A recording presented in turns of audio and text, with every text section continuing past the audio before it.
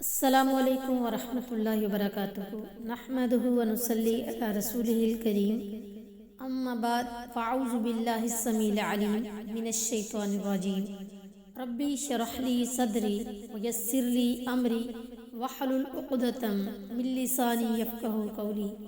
آج کے سبق کا آغاز ہم سورۃ البقرہ کی آیت نمبر 9 سے کرتے ہیں۔ اعوذ باللہ من الشیطان الرجیم، بسم اللہ الرحمن الرحیم۔ یخادعون اللہ، وہ دھوکہ دیتے ہیں اللہ تعالیٰ کو، والذین، اور ان لوگوں کو، آمنوا، جو ایمان لائے،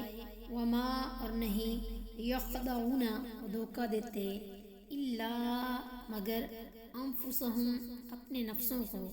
وما، اور نہیں، یشعرون، وہ شعور رکھتے۔ اللہ سے دھوکہ بازی کرتے ہیں اور ان لوگوں سے جو ایمان لائے، حالانکہ وہ اپنی جانوں کے سوا کسی کو دھوکہ نہیں دے رہے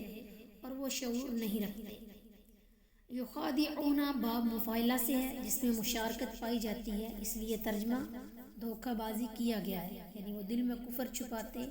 اور ایمان کا دعویٰ کرتے ہیں اور سمجھتے ہیں کہ ہم اللہ تعالیٰ اور ایمان والوں کو دھوکہ دینے میں کامیاب ہیں، حالانکہ دھوکہ ان کے ساتھ ہو رہا ہے کہ دنیا میں انہیں مسلمان قرار دیا گیا اور انہیں مسلمانوں والے حقوق اور فوائد حاصل رہے، مگر آخرت میں وہ آگ کے سب سے نچلے حصے میں ہوں گے۔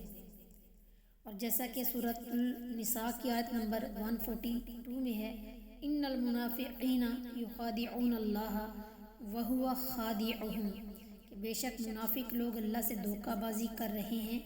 حالانکہ وہ انہیں دھوکہ دینے والا ہے اور انہیں اس خود فریبی کا شعور بھی نہیں ہے۔